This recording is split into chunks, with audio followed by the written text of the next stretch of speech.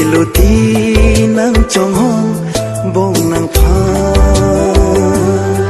nang kar jong ki nilong si kai ki ta do bong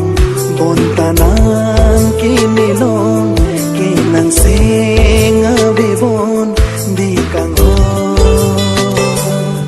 vang jibon punelong nang kang ho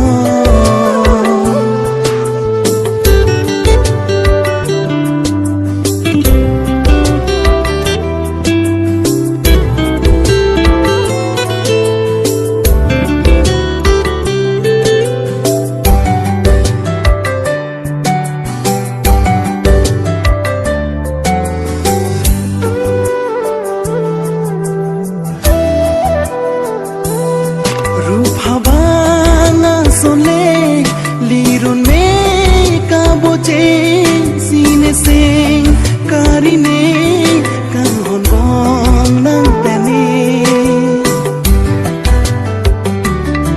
ruphabanga sone lirune ka boche sine sing karine kang hon bong nang tani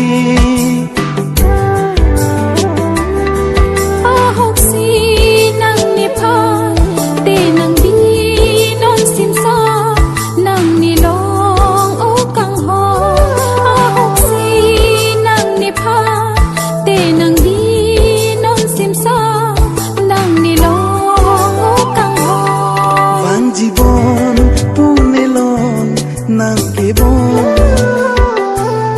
melodi nang chong hong bong nang pha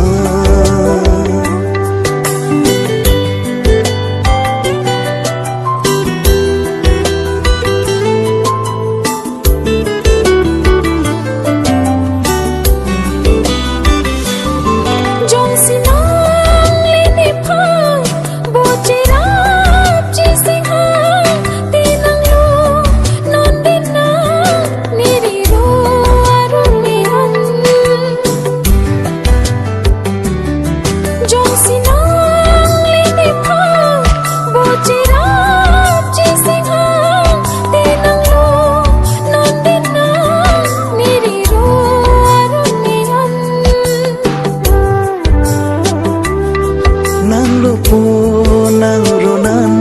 sin sawan po nang pan de chena mo kang hon nang lupo nang ronan sin sawan po nang pan de chena mo kang hon vang jibon pugnelong nang kang hon neloti nang chong hong bong nang pha ni kang hon vang jibon punelong nang kang hon neloti nang chong hong bong nang pha nang kar jong ki nilong si kai ki ta do bong bon ta nang ki nilong ki nang sing ave bon di kang hon vang jibon punelong nang kebon melodi nang chong hong bong nang pha